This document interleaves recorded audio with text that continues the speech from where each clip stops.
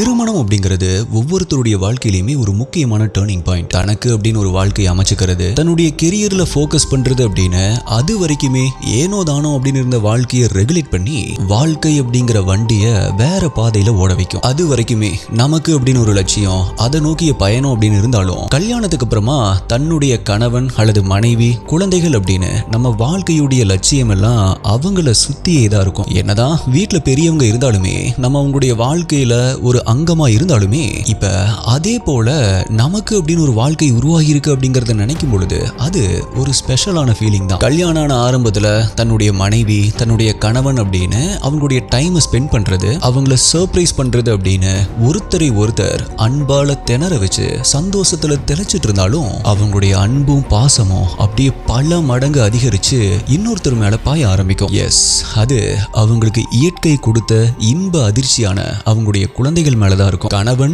மனைவியை நேசிக்கிறத விட, மனைவி கணவனை நேசிக்கிறத விட அதிகமான அன்பும் அதிகமான அக்கறையும் அவங்கவுங்க குழந்தைங்க மேலதான் இருக்கும். ஆக்சுவலா ஒரு ஆணுக்கும் பெண்ணுக்கும் நடுவில் ஏற்படுற காதலே அவங்களுடைய ஹார்மோனை தூண்டிவிட்டு அவங்களுக்கான அடுத்த சந்ததியை உருவாக்குறதுக்காக இயற்கை உருவாக்குற ஒரு விளையாட்டு தான் இது. மனிதர்கள் கிட்ட மட்டும் இல்ல, எல்லா உயிரினங்களுக்கும் இருக்கிற இயல்பான உணர்ச்சி தான். எல்லா உயிரினங்களும் செய்யற புணர்ச்சி தான் அப்படின்னாலும் மற்ற உயிரினங்கள் எல்லாம் தன்னுடைய குட்டி தானே உணவை தேடி சாப்பிட ஆரம்பிச்சதும், தன்னுடைய பாதுகாப்பை உறுதிப்படுத்திக்க ஆரம்பிச்சதும் அடுத்த குட்டியை உற்பத்தி பண்ற வேலையில இறங்க ஆரம்பிச்சிடும். பட் 6 அறிவுள்ள மனித இனம் மட்டும்தான் தன்னுடைய இறுதி மூச்சு வரைக்குமே தன்னுடைய குடும்பம், குழந்தைகள், அவங்களுடைய குடும்பம், குழந்தைகள் அப்படின்னு சுத்திட்டே இருக்கும். இயற்கையுடைய இந்த அமைப்பு சுழற்சி முறையில தொடர்ந்துட்டே இருக்கும். இதுக்கு அடிப்படையே குழந்தைகள் அப்படிங்கிற நம்மளுடைய அடுத்த சந்ததி தான். பட் எல்லாத்துக்குமே இந்த குடிப்பினை இருக்கா அப்படின்னு கேட்டா இல்ல அப்படிங்கறதான் பதில். மருத்துவத்துறை எவ்வளவுதான் முன்னேறி இருந்தாலும், எவ்வளவோ அட்வான்ஸ்டான மெத்தட்ஸ் வந்திருந்தாலும், எத்தனையோ பேருடைய குறைகளை நிவர்த்தி பண்ணி அவங்களுக்கு குழந்தை பாக்கியம் கிடைச்சிட்டு இருந்தாலும் எந்த குறைகளுமே இல்லாதவங்களுக்கு என்ன காரணம் அப்படின்னு கூட தெரியாம குழந்தைகளே பிறக்காம போற சம்பவங்களும் நடந்துட்டு தான் இருக்கு. அந்த மாதிரி கப்பிள்ஸ் எல்லாம் என்ன பண்ணுவாங்க, உனக்கு நான் குழந்தை, எனக்கு நீ குழந்தை அப்படின்னு சமாதானப்படுத்திக்க ஆரம்பிப்பாங்க. இன்னும் ஒரு சிலர் ஆதரவற்ற குழந்தைகளை தத்தெடுத்து அந்த குழந்தைகளை அவங்களுடைய குழந்தைகளாவே நினைச்சு வளர்க்க ஆரம்பிப்பாங்க. பொதுவா குழந்தை இல்லாதவங்களுக்கு தான் அந்த குழந்தையுடைய அருமை தெரியும் அப்படின்னு சொல்லுவாங்க இல்லையா? சோ எந்த குழந்தைய பார்த்தாலுமே தூக்கி கொஞ்ச ஆரம்பிப்பாங்க. அதன் மூலமா அவங்களுடைய ஏக்கத்தை தணிச்சுக்க ஆரம்பிப்பாங்க. எஸ்டிஐ இன்னைக்கு வீடியோல நம்ம பார்க்க போறதும் அப்படி குழந்தைகள் இல்லாத ஒரு கப்பிள்ஸ் பத்தியும், குழந்தைகள் இல்லாத அவங்க என்ன பண்ணாங்க, அவங்களுடைய வாழ்க்கையில என்னென்ன சம்பவங்கள் நடந்துச்சு அப்படிங்கறத பத்தியும், இயற்கையா நடக்க வேண்டிய ஒரு விஷயம் அவங்களுடைய வாழ்க்கையில நடக்காததால அந்த இயற்கைக்கு மாறா அவங்க என்ன பண்ணுனாங்க அப்படிங்கறத பத்தியும், அதோடைய கொடூர விளைவுகள், குழந்தைகளே இல்லாத இந்த தம்பதிகளால பாதிக்கப்பட்ட பல குழந்தைகளை பத்தியும், ஒவ்வொரு பேரண்ட்ஸும் தெரிஞ்சுக்க வேண்டிய குழந்தைகளை எப்படி பாதுகாப்பா வச்சுக்கணும் அப்படிங்கிற விஷயங்களையும் தான் இன்னைக்கு வீடியோல டீடைல்டா நம்ம டீகோட் பண்ண போறோம். 33 குழந்தைகள், 47 நாடுகள், 2 லட்சம் வீடியோக்கள், சிபிஐ, இன்டர்போல், டார்க் வெப் அப்படின்னு மனசை பதைக்க வைக்கிற இந்த சம்பவங்கள் அடங்கின ரொம்பவே ஷாக்கிங்கான கேஸை பத்தின டீடைல்ஸை அத்தனை பேருமே அவேர்னஸ்க்காக தெரிஞ்சுக்க வேண்டியது அவசியம் அப்படின்னு நான் நினைக்கிறேன். நீங்க பார்த்துட்டு இருக்கிறது சரவணன் டீகோட்ஸ். நான் உங்கள் சரவணன். வாங்க இன்னைக்கு வீடியோக்குள்ள போலாம்.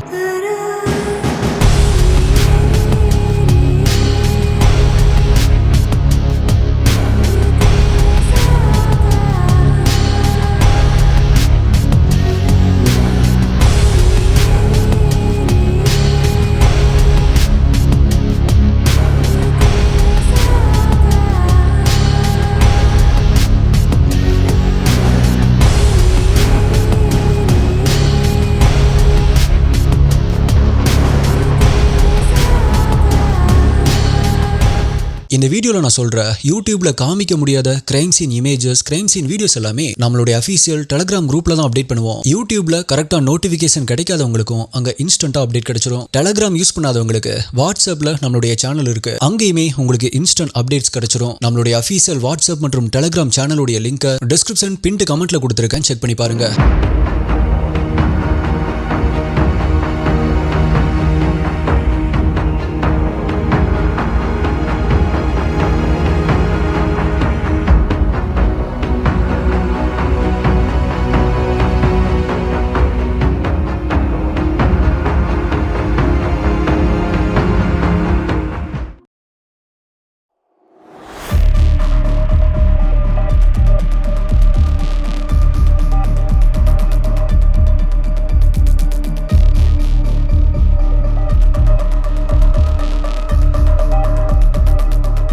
சரியா 2020 வருடம் அக்டோபர் மாசம் இந்த உலகத்துடைய ஏதோ ஒரு மூலையில் இருக்கிற ஒரு ஆபீஸ்ல கம்ப்யூட்டருடைய கீபோர்டை தட்டிட்டு இருந்த ஒருத்தர் யுரேகா அப்படிங்கிற வார்த்தைய அவருடைய தாய்மொழியில சொல்ல ஆரம்பிக்கிறாரு. யுரேகா அப்படிங்கிற வார்த்தைக்கு உங்களை பல பேருக்கு அர்த்தம் தெரிஞ்சிருக்கும் அப்படின்னு நினைக்கிறேன். தெரியாதவங்களுக்கு நான் சொல்றேன், கண்டுபிடிச்சிட்டேன் அப்படிங்கறதான் அந்த வார்த்தைக்கான அர்த்தம். அப்படி அவர் எதை கண்டுபிடிச்சிட்டாரு அப்படிங்கறத தெரிஞ்சுக்க அவருடைய கொலீக்ஸ் ஆர்வத்தோட அவரை நோக்கி போக ஆரம்பிக்கிறாங்க. அடுத்த சில நிமிஷங்கள்ல அவங்களும் அவர் கண்டுபிடிச்ச விஷயத்துக்காக அவரை பாராட்ட ஆரம்பிக்கிறாங்க. இதை உடனே நம்ம அவங்க கிட்ட சொல்லி ஆகணும், இந்த விஷயம் தொடர்ந்து நடக்காம நம்ம தடுத்தே ஆகணும், தப்பு செஞ்சவங்களுக்கு தண்டனை கிடைச்சே ஆகணும் அப்படிங்கிற முடிவுக்கு வந்தவங்க உடனடியாக அவங்க செஞ்ச விஷயம் இந்தியாவில் இருக்கிற சிபிஐ ஆபீசர்ஸ்க்கு அவங்க கண்டுபிடிச்ச விஷயத்த சொன்னதுதான். அப்படி அவங்க சொன்ன விஷயத்தை கேட்டு அதிர்ச்சி அடைஞ்ச சிபிஐ அவங்க கொடுத்த ஆதாரங்களை வச்சு ஒரு ஆளை தொடர்ந்து கண்காணிக்க ஆரம்பிக்கிறாங்க. ஆனா அப்ப சிபிஐக்கும் கண்டிப்பா ஏதோ தப்பு நடக்குது அப்படிங்கிற விஷயம் புரிய ஆரம்பிக்குது. உடனே அக்டோபர் 31 அன்னைக்கு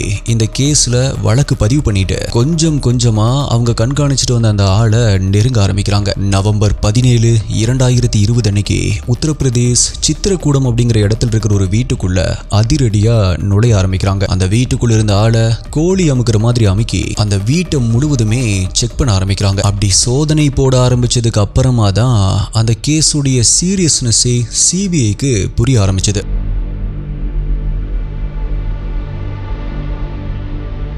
ஆக்சுவலா அந்த வீட்டில் இருக்கிற 12 செல்போன்ஸ், லேப்டாப்ஸ் அண்ட் பென்டிரைவ்ஸ் இதை கைப்பற்றும் போது கூட அவங்க எவ்வளோ பெரிய அளவுல இந்த கிரைம் நடந்திருக்கும் அப்படின்னு கற்பனை கூட பண்ணி பார்த்திருக்க மாட்டாங்க. பட் அவன் வீட்டில் கைப்பற்றின அந்த பொருட்கள் இருந்த ஆதாரங்களை ஆய்வு பண்ணி பார்க்கும்போதுதான் அவன் எவ்வளவு ஒரு கீழ்த்தரமான வேலையை, கேவலமான வேலையை, அருவருப்பான அசிங்கமான வேலையை செஞ்சுட்டு வந்திருக்கான் அப்படிங்கிற விஷயம் அவங்களுக்கு உரைக்க ஆரம்பிச்சிருக்கு. குழந்தையும் தெய்வமும் குணத்தால ஒண்ணு அப்படின்னு சொல்லுவாங்க. அப்படி கூட அவங்கள பார்க்க தேவையில்லை. ஆனா அடுத்தவங்களுடைய அன்பும் அரவணைப்பும் தேவைப்படுற அந்த பிஞ்சு குழந்தைகள் கிட்ட அசிங்கமா நடந்துக்கணும் அப்படின்னு யாருக்காவது தோணுமா? மனித உருவில் இருக்கிற வாழ தகுதியே இல்லாத இந்த சமுதாயத்திலிருந்து அப்புறப்படுத்த வேண்டிய குப்பைகளுக்கு மட்டும்தான் அப்படிலாம் தோணும். அப்படி ஒரு ஜென்மத்தை தான் சிபிஐ ஆபீசர்ஸ் அரெஸ்ட் பண்ணியிருந்தாங்க. அப்படி அவங்க கிட்ட இருந்து பறிமுதல் பண்ணின அந்த கேஜெட்ஸை ஆய்வு பண்ணும்போதுதான் அந்த அசிங்கம் பிடிச்ச அருவருப்பான ஜென்மம் குழந்தைகள் கிட்ட தப்பா நடந்துகிட்டது மட்டும் இல்லாம அதை வீடியோவா ரெக்கார்ட் பண்ணி ஆன்லைன்ல வித்திருக்கான் அப்படிங்கிறதுக்கான ஆதாரங்கள் அத்தனையுமே கிடைச்சிருக்கு. ஆக்சுவலா இப்ப சிபிஐ ஆபீசர்ஸ்க்கு அதிர்ச்சியா இருந்தது இவன் இந்த மாதிரி தப்பா நடந்திருக்கான், அதை வீடியோ எடுத்திருக்கான், ஆன்லைன்ல வித்திருக்கான் அப்படிங்கிறது இல்ல. ஏன்னா இந்த விஷயங்கள் எல்லாமே ஏற்கனவே தெரிஞ்சுதான் அவனை அரெஸ்ட் பண்ணிட்டு அந்த ஆதாரங்களையும் கலெக்ட் பண்ணியிருந்தாங்க. பட் அவன் எடுத்திருந்த அந்த வீடியோக்களுடைய எண்ணிக்கை தான் சிபிஐ ஆபீசர்ஸை நம்ப முடியாத அளவுக்கு அவங்கள அதிர்ச்சிக்கு உள்ளாக்குச்சு அப்படின்னே சொல்லலாம். SSTA it's very hard to believe. கிட்டத்தட்ட 2 லட்சம் வீடியோக்களை எடுத்து அதை ஆன்லைன்ல வித்து காசு பார்த்திருக்கான். 1 இல்ல 2 இல்ல 1000 இல்ல 10,000 இல்ல 2 லட்சம் வீடியோக்கள். அவனை அரெஸ்ட் பண்ணி விசாரிக்கும் பொழுதுதான் இந்த அருவருப்பான விஷயங்களை எவ்வளவு நாட்களா செஞ்சிட்டு இருந்தான், யாருக்கிட்ட எல்லாம் வித்தான், இந்த மாதிரி எல்லா தகவல்களும் கிடைக்க ஆரம்பிச்சது. அப்படி சிபிஐ உடைய விசாரணையில தெரிய வந்த சகிச்சுக்கவே முடியாத விஷயங்கள் இதுதான்.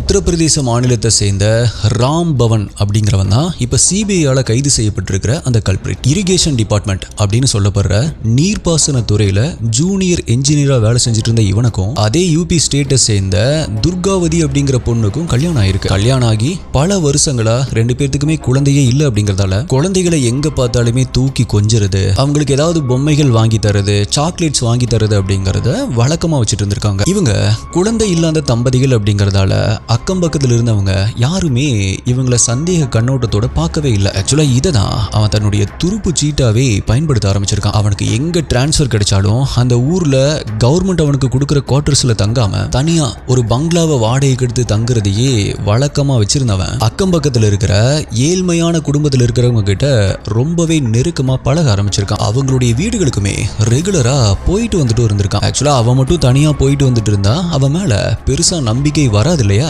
அதனால தன்னுடைய மனைவியும் கூட்டிட்டு போக ஆரம்பிச்சிருக்கான். அப்படி அவங்க வீட்டுக்கு போகும் பொழுது அந்த வீட்டில் இருக்கிற குழந்தைகள் கிட்ட நல்லா சிரிச்சு பேசி பழக ஆரம்பிச்சிருக்கான்.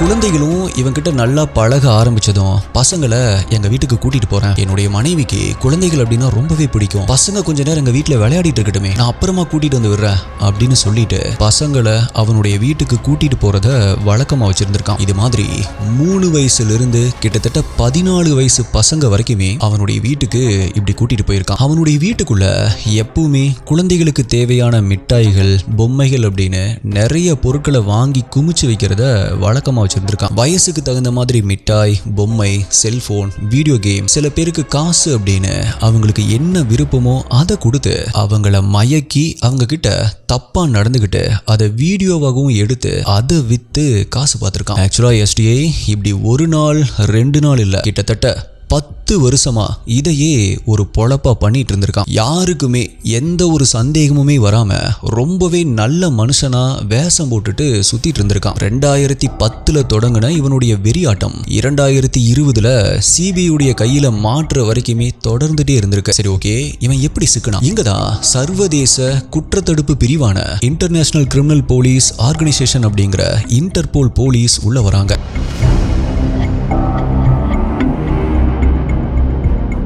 ஆக்சுவலா இன்டர்போல் அப்படிங்கிறது ஒரு தனி அமைப்பு கிடையாது. இந்த அமைப்பை உலகத்தில் இருக்கிற 196 நாடுகளுடைய காவல்துறையை இணைக்கிற ஒரு பாலம் அப்படின்னே சொல்லலாம். அப்படிப்பட்ட இன்டர்போல் அமைப்புல குழந்தைகளை பாதுகாக்கிறதுக்கு அப்படின்னு ஒரு பிரிவு இருக்கு. அது உலக அளவுல குழந்தைகளுக்கு எதிரான குற்றங்கள் செய்யறவங்களை கண்காணிச்சிட்டு வரும். இந்த பிரிவை சேர்ந்தவங்க தான் ஆன்லைன் மூலமா குழந்தைகளுக்கு எதிரான குற்றம் பண்றவங்களை கண்காணிச்சிட்டு இருந்திருக்காங்க. ஆன்லைன் அப்படின்னா நம்ம யூஸ் பண்ற சாதாரண வெப்சைட் கிடையாது. அவங்க கண்காணிச்சிட்டு இருந்தது டார்க் வெப். டார்க் வெப்னா என்ன, அது எப்படி ஒர்க் ஆகும் அப்படிங்கறத பத்தி நான் முன்னாடியே பல வீடியோக்கள்ல சொல்லியிருக்கேன். ஆனா அதை பத்தி தெரிஞ்சுக்காம இருக்கிறதே ரொம்பவே நல்லது. அப்படிப்பட்ட டார்க் வெப்ல பேருக்கு ஏத்த மாதிரி நிழலான சட்டவிரோதமான காரியங்கள் தான் நடந்துட்டு இருக்கும். குற்றவாளிகள் இருக்கிற இடத்துல தானே போலீஸ்க்கு வேலை இருக்கும். ஸோ அந்த டார்க் வெப்ல இன்டர்போல் ஆபீசர்ஸும் இருப்பாங்க. அப்படி அவங்க அந்த டார்க் வெப்ல ப்ரௌஸ் பண்ணிட்டு இருக்கும்போது தான் இந்த மாதிரியான வீடியோக்கள் சேல் ஆயிட்டு இருக்கு அப்படிங்கிற விஷயத்தையும் கண்டுபிடிக்கிறாங்க. நார்மல் வெப்சைட்டா இருந்தா அவனுடைய ஐபி அட்ரஸை கண்டுபிடிச்சு அலேக்கா அவனை தூக்கிடலாம். ஆனா டார்க் வெப்ல ஐபியை கண்டுபிடிக்கிறது அவ்வளோ ஈஸியெல்லாம் கிடையாது. பிகாஸ் ஐபி அட்ரஸ் மாறிட்டே இருக்கும். ஆல்சோ பிஸ்னஸ், மணி டிரான்ஸ்ஃபர் எல்லாமே சீக்ரெட் கோட்ஸ், பிட்காயின்ஸ் இதை யூஸ் பண்ணி தான் அங்கே நடக்கும். அதனால குற்றம் அங்கே நடக்குது அப்படின்னு கண்டுபிடிக்கலாமே தவிர குற்றவாளி யார் அப்படிங்கிறத கண்டுபிடிக்க முடியாது. பட் அதுக்காக முயற்சி பண்ணாமல் இருக்க முடியுமா? இன்டர்போல் போலீஸ் ஒரு கஸ்டமரா மாறி இவனை அங்கேயே அப்ரோச் பண்ணியிருக்காங்க. ஆனால் அவன் கிட்ட இருந்து வீடியோஸையும் வாங்கியிருக்காங்க. அப்படி அந்த வீடியோவில் இருக்கிற ரூம்ல இருக்கிற பொருட்கள், அந்த வீடியோவில் வர்ற குழந்தைகளுடைய முக அமைப்பு அப்படின்னு இது எல்லாத்தையுமே ஜியோகிராபிக்கல் டேட்டாவை வச்சு இந்த சம்பவம் நடந்துட்டு இருக்கிறது இந்தியால தான் அப்படிங்கிற விஷயத்தை கண்டுபிடிச்சிருக்காங்க.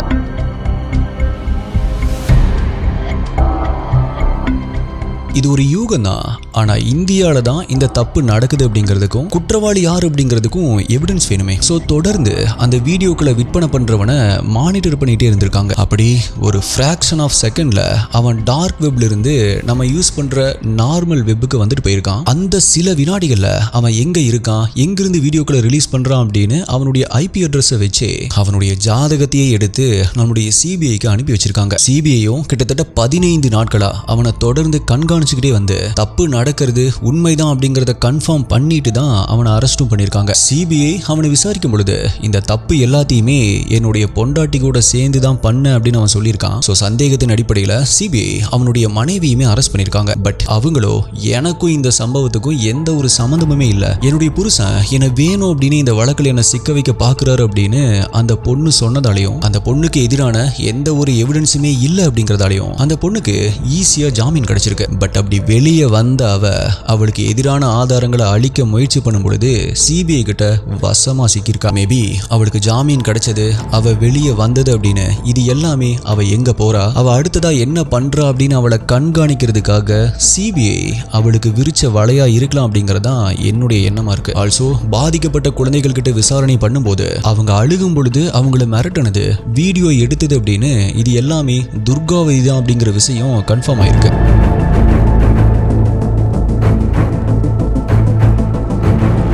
திருமணமாகி பல வருஷமா குழந்தைகள் இல்லாதவங்க மற்ற குழந்தைகள் மேல ரொம்பவே பாசமா இருப்பாங்க அப்படின்னு தான் நம்ம இதுவரைக்குமே கேள்விப்பட்டிருப்போம். பட் அந்த நம்பிக்கையே மூலதனமாக்கி மற்றவங்களை நம்ப வச்சு குழந்தைகளை சீரழிச்ச இந்த ஜென்மங்களை என்ன வார்த்தை சொல்லி மென்ஷன் பண்றது அப்படின்னு தெரியல. IPC, POCSO act, IT act இந்த 3 பிரிவுகளின் கீழே இவங்க மேல கடுமையான குற்றச்சாட்டுகளோட சிபிஐ இவங்க 2 பேர் மேலேயுமே வழக்கு பதிவு பண்ணுச்சு. ஆல்சோ இமெயில் மூலமா சீனா, பிரேசில் உட்பட 47 நாடுகளை சேர்ந்தவங்களுக்கு இந்த குழந்தைகளுடைய வீடியோக்கள் விற்கப்பட்டிருக்கு அப்படிங்கிறதும் விசாரணையில தெரிய வந்திருக்கு. அது மட்டும் இல்ல 2 லட்சத்திற்கும் மேற்பட்ட வீடியோக்கள் இருக்கு அப்படிங்கிறதையும் சிபிஐ கன்ஃபார்ம் பண்ணிருக்கு. மேபி அதுல நிறைய டூப்ளிகேஷன்ஸ் இருக்கலாம், ஒரே வீடியோவை பல வீடியோக்களா மாத்திருக்கலாம். பட் 2 லட்சத்திற்கும் அதிகமான வீடியோக்கள் அப்படிங்கிறது உண்மை. பல வருஷங்களா யூபியில் இருக்கிற பல மாவட்டங்கள்ல இந்த வேலையை செஞ்சுட்டு இருந்த இந்த வாழவே தகுதியற்ற ஜென்மங்களை பாதிக்கப்பட்ட குழந்தைகளுடைய பேரண்ட்ஸோ இல்ல லோக்கல் போலீஸோ ஐடென்டிஃபை பண்ணவே இல்லை அப்படிங்கிறதும், இன்டர்போல் போலீஸ் தான் இதை கண்டுபிடிச்சிருக்காங்க அப்படிங்கிறதும்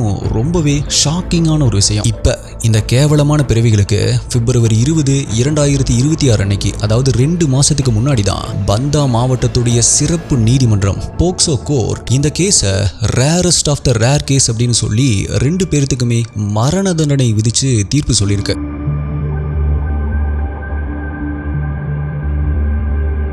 ஓகே எஸ்டிஏ, இப்போ இது மாதிரியான தப்புகள் நடக்காம இருக்க ஆஸ் அ பேரண்டா நம்ம என்னெல்லாம் பண்ணணும் அப்படிங்கிறத இப்போ பார்க்கலாம். குழந்தைகள் கிட்ட குட் டச், பேட் டச் அப்படிங்கிறத தாண்டி இனிமே டீப்பா பேசணும். குழந்தைகளுடைய வயசுக்கு தகுந்த மாதிரி எது சரி எது தப்பு அப்படின்னு தெளிவா புரிய வைக்கணும். டாக்டர் கூட அப்பா அம்மா முன்னாடி தான் குழந்தைகளை தொடணும் அப்படிங்கிறத குழந்தைகளுக்கு சொல்லி புரிய வைக்கணும். யாராவது இதை சீக்ரெட்டா வச்சுக்கோ, யாருக்கிட்டையுமே சொல்லாத அப்படின்னு சொன்னா அதை கண்டிப்பா பேரண்ட்ஸ் கிட்டயோ இல்ல டீச்சர்ஸ் கிட்டயோ சொல்லணும் அப்படின்னு சொல்லி வைக்கணும். கண்டிப்பா நோ சீக்ரெட் பாலிசியை ஃபாலோ பண்ணணும் அப்படின்னு சொல்லி வைக்கணும். பொதுவாகவே குழந்தைகள் பயந்து போய் தான் உண்மையை மறைக்க ஆரம்பிப்பாங்க. ஸோ நம்ம குழந்தைகளை மிரட்டாம அன்பா பேசினாதான் அவங்க ஓப்பன் அப் ஆவாங்க அப்படிங்கிறத பேரண்ட்ஸ் மறந்துடக்கூடாது. அது மட்டும் இல்ல, குழந்தைகள் நம்ம கிட்ட ஏதாவது ஒரு விஷயத்த சொல்ல வரும்போது உடனே அவங்கள பிளேம் பண்ணக்கூடாது. அப்படி பண்ணா அவங்க சொல்ல வர விஷயத்த சொல்லாமலே போகிறதுக்கு வாய்ப்பு இருக்கு. ரொம்ப வருஷமா அவங்களை எனக்கு நல்லாவே தெரியும், ரொம்ப நல்லவங்க அப்படிங்கிற குருட்டு நம்பிக்கையில தேவையில்லாம குழந்தைகளை யார் கூடவும் தனியா அனுப்பாதீங்க. சைல்டு ஹெல்ப்லைன் நம்பர் 1098 பத்தி உங்களுடைய குழந்தைகள் கிட்ட சொல்லி கொடுங்க. அண்ட் உங்களுடைய மொபைல் நம்பர், அதாவது அப்பா அம்மாவுடைய மொபைல் நம்பரை அவங்கள மனப்பாடமா சொல்லி பதிய வைங்க. ஏதாவது எமர்ஜென்சி சிச்சுவேஷன்ல உங்களுடைய நம்பரை சொல்லி உங்களுக்கு கால் பண்றதுக்கு அது உதவியா இருக்கும். அண்ட் குழந்தைங்க திடீர்னு யாருக்காவது அதிகமா பயந்தாலோ இல்ல வழக்கத்துக்கு மாறா அமைதியானாலோ அதுக்கான காரணத்தை நிதானமா விசாரிங்க, கோவப்படாதீங்க. அண்ட் எனக்கெல்லாம் ஆண் குழந்தை தான், ஒன்றும் பிரச்சனை இல்லை அப்படின்னு எப்பவுமே நினைக்காதீங்க. பிகாஸ் இந்த கேஸ்ல பாதிக்கப்பட்டவங்க அப்படின்னு அடையாளம் காணப்பட்ட பதிவு செய்யப்பட்ட 33 குழந்தைகளுமே ஆண் குழந்தைகள் தான். And my dear SDA HD investigators, கடைசியா நான் சொல்ல விரும்புறது, உங்களுடைய குழந்தைகள் கிட்ட அதிக நேரம் செலவிடுங்க. அவங்க கிட்ட நிறைய பேசுங்க. அவங்க ஒரு நிமிஷம் ஏதாவது அமைதியா இருந்தா கூட அதுக்கான காரணத்தை தேடுங்க. நம்ம சம்பாதிக்கிற சொத்து எதுவுமே நம்ம குழந்தைகளுடைய சிரிப்புக்கு ஈடாகாது. விழிப்புணர்வோடு இருப்போம், நம்மளுடைய சந்ததியை பாதுகாப்போம். நீங்க இதை பத்தி என்ன நினைக்கிறீங்க? உங்களுக்கு வேற ஏதாவது அட்வைஸ் இருந்தாலுமே கீழே கமெண்ட்ல சொல்லுங்க. அண்ட் அடுத்தது என்ன கேஸ் வேணும், என்ன டாபிக்ல வீடியோ வேணும் அப்படிங்கறதையும் கீழே கமெண்ட் பண்ணுங்க. உங்களுடைய பெஸ்டான கமெண்ட் அடுத்த வீடியோல வரும். வேற ஒரு வீடியோல மீட் பண்றேன். நன்றி, பாய்.